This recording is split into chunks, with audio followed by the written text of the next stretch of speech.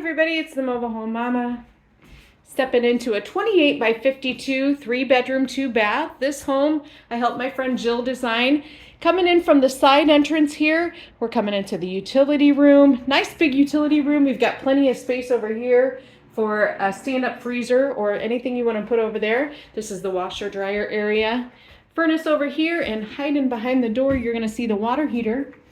Coming into the small hallway, we've got, turning to the left, look at this kitchen, guys. So bright, so nice.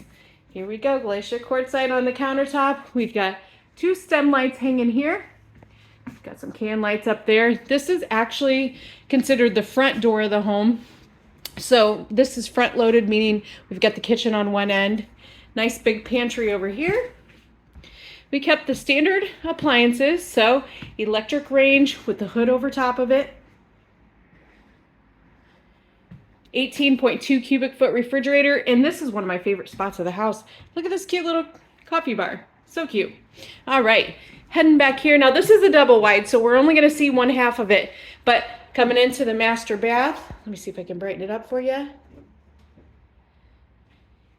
Here we've got an extended vanity with a bank of drawers in the middle, extra large mirror with a 3-bulb light strip above it. We've got an extra pantry over here, or linen closet you would call it if you're going into the bathroom. Pantry if you're in the kitchen.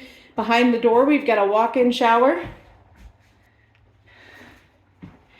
Coming down here, we've got one of the bedrooms. Love that black hardware. I was just telling Justin, you know, it would be really cool if we could put black doors on our walk-in showers. I think that would be neat. This has a nice area over here for a flat screen. You can see the space. They added a TV, computer, phone jack there. TV, phone jack, actually. And this is called the Grantville. Again, it's a 28 by 52.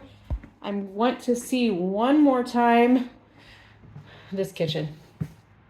Nice and bright. And the other side's just as good. I'll try to jump in that for you guys tomorrow. But this is what is considered to be the wet half of the home. So we've got most of our plumbing on this half. And as always, thanks for watching.